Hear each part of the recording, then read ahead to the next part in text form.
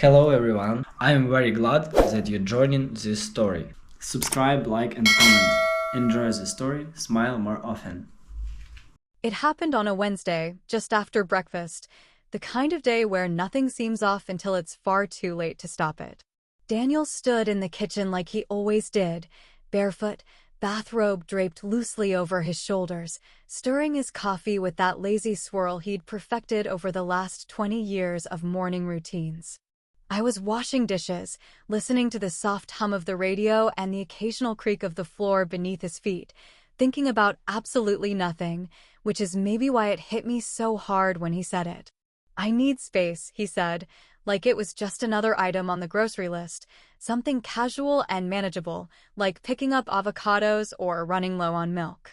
He didn't even look at me when he said it, just kept stirring his coffee and staring out the window like he expected the lawn to respond. My hands stopped moving, dishwater running down my arms, soaking into my sleeves, and for a second I thought I must have misheard him. But then he turned, slowly, eyes already bracing for the fallout. He repeated it. Slower this time, like it needed translation. "I need some space. Some time to think. Figure things out." The silence between us stretched so long it started to echo. I didn't say anything at first, because what was there to say? He kept going, like he had a script ready. "I've been feeling stuck. Like I don't know who I am anymore. We've grown apart. You must feel it too. I just need to rediscover who I am. You understand, right?"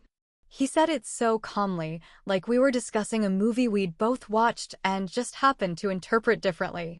Not 20 years of marriage. Not the children we didn't have, the miscarriages, the debt we crawled out of, the businesses we built and lost and rebuilt again. He said it like we were characters in a play that had overstayed its run. He even had the gall to say, we had a good run. Like we were some sitcom coming off the air, no hard feelings, thanks for the laughs. I didn't scream. I didn't cry. I didn't throw the plate I was holding, though God knows part of me wanted to hear the sound of something breaking other than my own heart. I just nodded once, wiped my hands on a towel that smelled like lemons and distance, and walked out of the kitchen before the heat of my own skin betrayed me.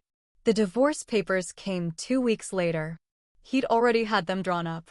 No surprises, no cruelty on paper, clean, polite, almost generous in the way that rich men are generous when they think they're doing the right thing by walking away without a fight.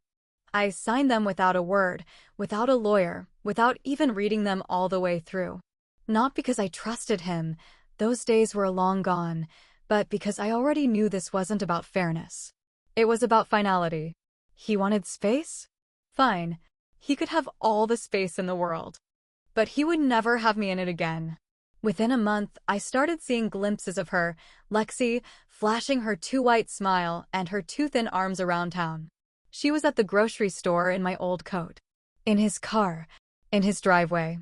She was 27, maybe 28, with the kind of body that hadn't yet earned its scars. I remember watching her once from my parked car across the street, the way she giggled when he opened her door, the way she touched his chest like she knew every inch already. And maybe she did. Maybe it started before the "I need space" conversation. I never asked. I didn't need the details. The broad strokes were enough to draw blood. Friends started pulling away slowly, unsure where to land, unsure whether to stay loyal to the woman who once hosted every neighborhood barbecue or the man now buying wine by the case for dinner parties with a girl young enough to be his assistant, which, of course, she was. Secretary. Assistant. Executive administrator. Whatever the job title, the ending was the same. Lexi got the house. The car. The man. The narrative. One night, I scrolled past a photo that froze my breath mid-laugh. It was Daniel and Lexi, locked in a kiss at the edge of a dock, champagne in one hand, her legs dangling in the water like she belonged there. The caption was simple, engaged, grateful, in love. The location tag made my chest tighten like a fist had wrapped around it. Our lake house. The one Daniel's father built back in the 70s. The one we used to escape to when the world got too loud. The one where he once whispered to me on our 10th anniversary, "You'll always be my home." And now he was standing in that exact spot with another woman, her hand on his chest, her ring catching the light like it had already replaced 2 decades of everything I was. I sat there staring at the photo until my phone dimmed. Then I opened a drawer, pulled out a folder I hadn't touched in months, and stared at a single sheet of paper tucked inside, a legal document Daniel had never bothered to read. He didn't know yet, but he would. Soon. And when he did, he'd wish I'd screamed in that kitchen instead of signing in silence. Because sometimes silence is the sharpest blade of all. I didn't show up at the lake house.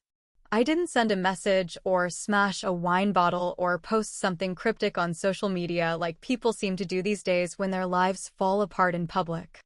I didn't throw a tantrum or beg or ask him why he stopped loving me. I simply let the silence stretch longer than he could stand, because I knew something about Daniel that Lexi didn't. He needed attention like oxygen, and the moment he didn't get it from me, he'd go gasping for it somewhere else. Instead of confronting him, I stayed quiet and watched the whispers bloom like rot under wallpaper. Friends, if you could still call them that, started texting things like, "Are you okay?" and "thinking of you," as if those 8-word messages could mop up 20 years of betrayal. Some pretended not to know what happened, even as they stood next to Daniel and Lexi at cocktail hours and charity galas, smiling too wide while their eyes darted away from me across crowded rooms.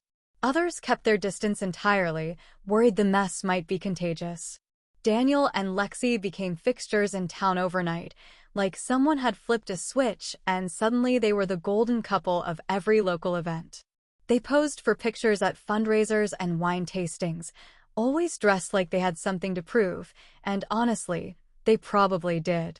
It wasn't enough for Daniel to move on. He needed the world to see him happy, wanted everyone to believe this new chapter was something shiny and elevated. Meanwhile, I became a ghost in the same social circles where I used to be the damn chandelier. I'd stand at parties, wine glass in hand, and watch them from across the room like an anthropologist observing a newly discovered species. Lexi would laugh that high, hollow laugh, the one that always came a little too fast, and Daniel would rest his hand on the small of her back like a stamp. They made it look easy, effortless, like none of it ever cost anybody anything. But deep down I knew better, and the knowing kept me warm at night, even when the bed was cold. I wasn't idle. I spent my time not crying, not plotting, but planning. There's a difference. A plan has teeth. A plan waits. And mine started with a simple question about paperwork. I made an appointment with Daniel's family attorney, a man named Harris who'd been around since Daniel's father first drew up the trust. I told Harris I just wanted to tidy up a few financial loose ends post-divorce. He gave me a long look over his glasses, then nodded like he knew better than to ask why I suddenly cared about estate minutiae. The office hadn't changed in 20 years, same dark wood, same grandfather clock ticking in the corner like a metronome for other people's misfortunes. Harris opened a drawer, rifled through a stack of files, and pulled out a sealed envelope I'd never seen before. "Your father-in-law left this codicil," he said, placing it gently on the table like it might detonate. "It's unusual. I think you'll want to read it." I opened it slowly, half expecting it to be some heartfelt letter or forgotten piece of trivia about a property tax bill. What I found was far better. It was a clause, legal, binding, witnessed, and stamped by the court, that stated, in no uncertain terms, that if Daniel divorced me without due cause, no abuse, no abandonment, no infidelity on my part, he would forfeit all rights to the family estate. The real estate holdings, the vineyard in California, the stocks, the land, and the seat on the trust's board of directors. Everything his father had ever built. Everything Daniel took for granted. Apparently, Daniel's father never quite trusted his son to make wise decisions where women were concerned, and so he'd inserted a safeguard, an old man's last stitch of control over a legacy he didn't want blown up by hormones and ego. The best part? The clause was ironclad. Daniel had signed it himself, years ago, when the trust was transferred to him, probably too arrogant or distracted to actually read what he was agreeing to. There were 3 properties, a vineyard, and about 72,000 acres of stock options, which, if I remember right, equals close to $90 million. That might be wrong, of course. I was never the numbers person in our marriage, but it was a hell of a lot more than he'd walked away with in the divorce. And now, if this clause held up, and Harris assured me it would, Daniel was about to learn just how expensive needing space could really be. I folded the paper carefully and slipped it back into the envelope, already feeling the power of it radiate through my fingertips like heat. I thanked Harris, told him I'd be in touch, and walked out of that office straighter than I'd stood in months. For the first time in what felt like forever, I smiled. Not because I was happy, but because I had the match, the gasoline, and now all I needed was the right moment to burn it down. And that moment was coming. It always does. Revenge doesn't come dressed in rage, no matter what the movies want you to believe, and it definitely doesn't arrive in the form of shouted threats or thrown dishes. No, real revenge, lasting, calculated, surgically precise, moves like water around a rock. It adapts, finds the cracks, and waits for the pressure to build. So while Daniel waltzed around town like a man who'd just leveled up in some midlife video game, I stayed quiet, sharpened my smile, and started playing chess while he played checkers with his own damn future. There was no satisfaction in burning it all down too fast. That would have let him off easy, made me look bitter, hysterical, like the wronged woman trope he probably expected me to fall into. Instead, I got my nails done at Lexi's favorite spa, the one with the soft jazz and the cucumber water and the women who only whisper. I sat there 3 chairs away from her once, watched her giggle on the phone while picking out a shade called Bridal Blush, and smiled at her through the mirror like we were both just 2 happy women planning happy lives. She didn't even recognize me. That's what happens when you assume someone becomes invisible after you replace them. I found her florist through a friend of a friend. The woman specialized in clean elegance, which I guess is code for overpriced baby's breath and eucalyptus stems artfully arranged to look like minimal effort.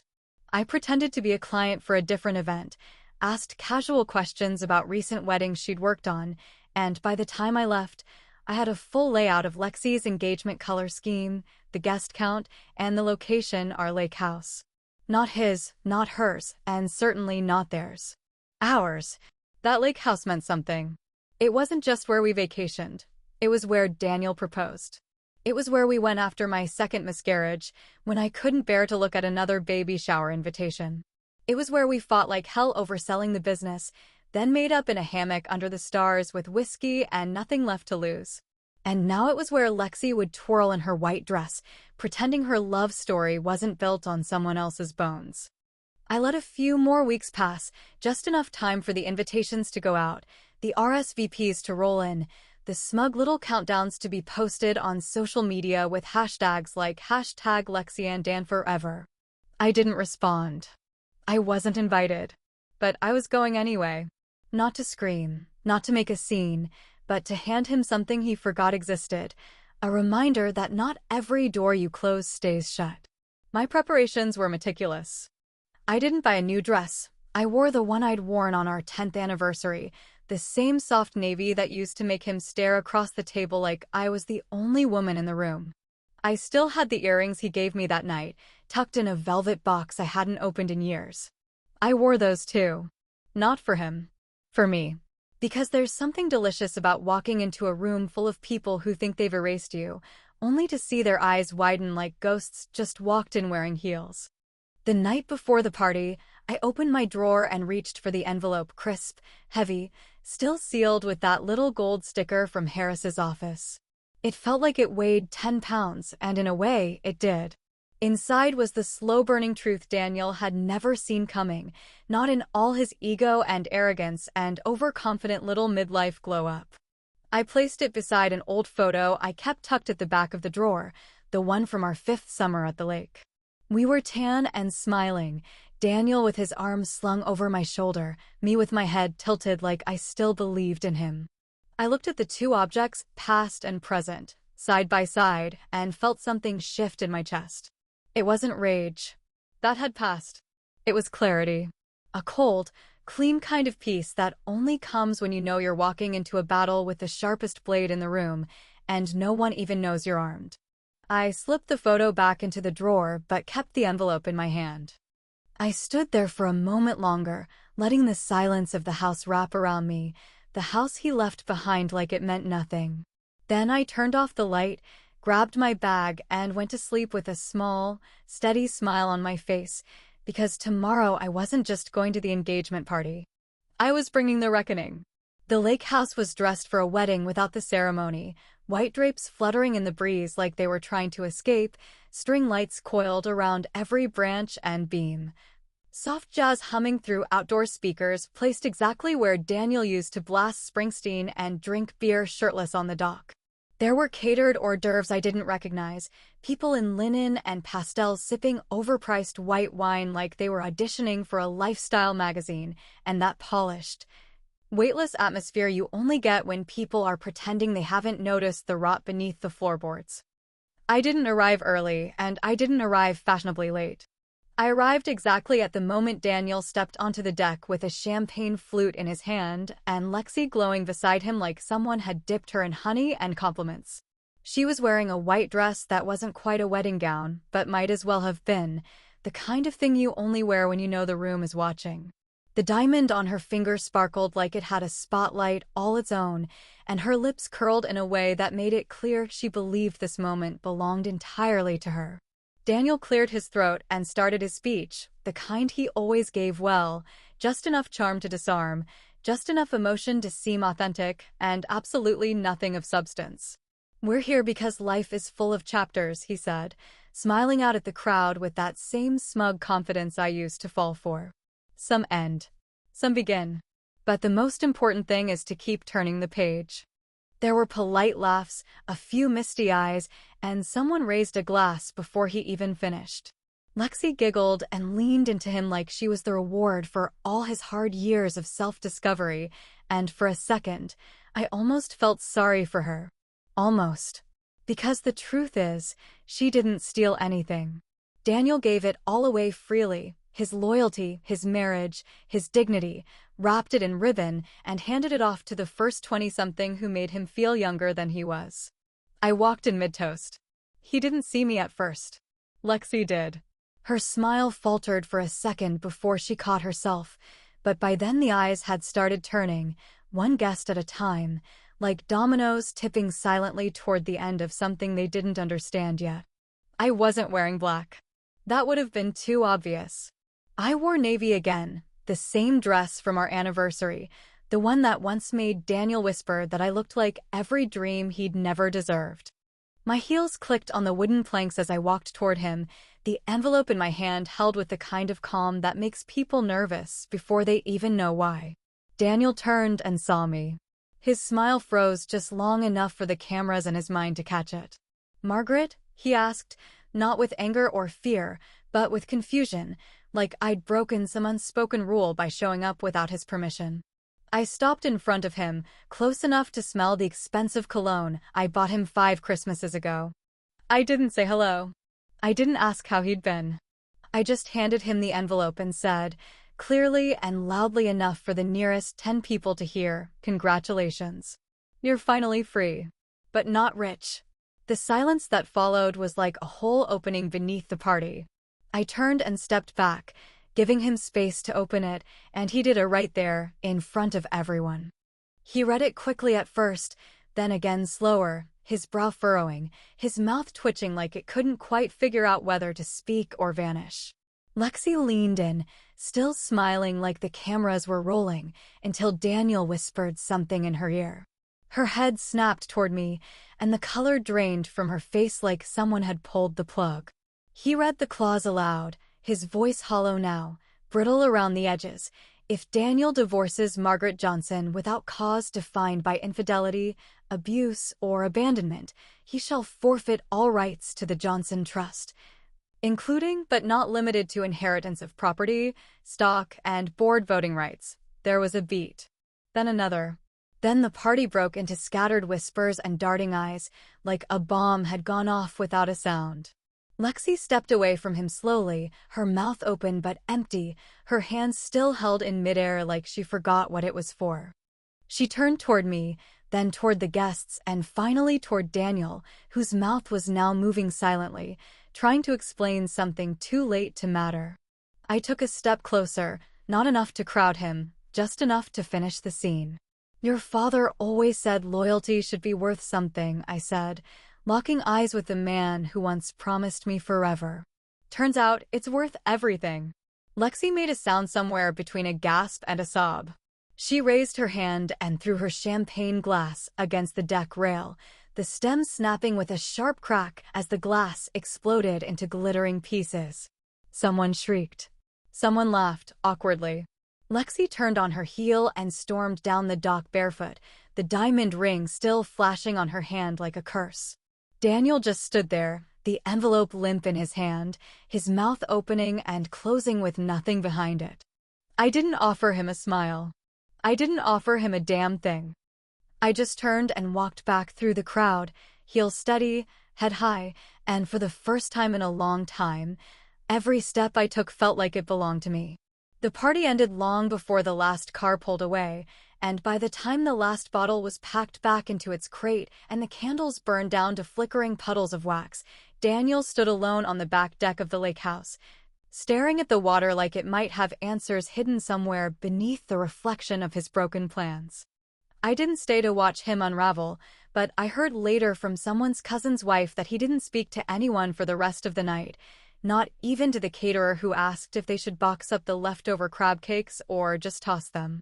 2 days later, I got the text. Not a call, not an email, just a sad little message from an unfamiliar number that read, "Can we talk?" Like that was all it would take to put the pieces back where he thought they still belonged. I didn't respond right away. I let him sit in the silence he used to throw at me during fights, the kind that says, "Figure it out yourself." When I finally did reply, it was only to agree to meet, one last time, one last conversation, at a quiet little bistro on the edge of town that used to be ours back when we still believed in Sunday brunches and shared appetizers. He showed up looking tired in a way that couldn't be fixed with sleep, shoulders slumped, hair unstyled, face puffy with the kind of regret that sours everything it touches. He ordered coffee but didn't drink it. I ordered tea and took my time pouring the honey, letting the silence between us stretch like skin healing over an old wound. When he finally spoke, he didn't apologize, not really.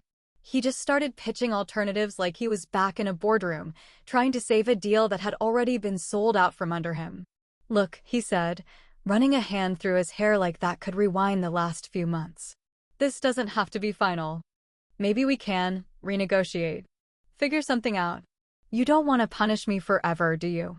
I set my tea down slowly, folded my hands on the table, and met his eyes with the kind of calm I didn't even have to fake anymore. "It's not punishment, Daniel," I said, and my voice didn't shake, not once. "It's consequences. The kind that come when you confuse loyalty with ownership and mistake silence for surrender."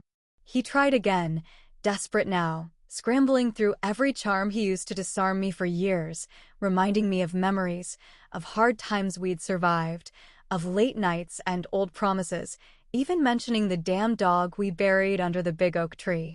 I let him talk himself in circles until he finally said it. "So what happens now? Are you just going to leave me with nothing?" I smiled, not cruelly, not sweetly, just enough to remind him I was still capable of both. "I didn't leave you with nothing," I said quietly. "You did that all by yourself." And then I told him, plain and simple, that the trust was no longer in his control. Per the clause, I had transferred the entirety of the estate to a charitable foundation established in my name, the Johnson Initiative for Women's Education and Independence. Every property, every stock share, every seat on the board now served a purpose far greater than him. His face turned the color of spoiled milk, eyes darting as if searching for a loophole that wasn't there. You can't just give it away," he said, voice cracking like he was waking from a bad dream. "It's my legacy." "No," I said, standing slowly and placing my napkin on the table. "It was your father's legacy. You gave it up when you decided 20 years wasn't worth a conversation." I left him sitting there with his cold coffee and colder future, walked out into the crisp autumn air, and didn't look back. I didn't go home. Not to the house, not to the city, not to anything that ever smelled like him. I drove north instead, past the places we used to know, through landscapes that didn't carry his name, until I ended up in Montana, where the sky is bigger than your regrets and the mountains don't ask questions. I found a cabin on the edge of a lake that doesn't show up on most maps, tucked between trees that whisper only when the wind decides to stir them. No one knows me there, and I don't need them to. I sip tea on the porch most mornings, watch the deer make their quiet journeys at dusk, and sleep with the windows open just enough to let in the kind of silence that doesn't demand anything from me. I don't think about Daniel every day, but when I do, I don't feel anger anymore. Just a dull ache, like the echo of a bruise that doesn't hurt until you press too hard. I wonder sometimes if he lies awake at night staring at the ceiling, asking himself where it all went sideways, blaming everyone but the man in the mirror. Was it worth it? All of it? The planning, the patience, the sharp edge I let myself walk for months? I don't know. Maybe revenge doesn't heal the way they say it will. Maybe peace isn't always a sunrise with no one beside you. But it's something. It's enough. He said he needed space. I gave him the whole damn world and took the rest.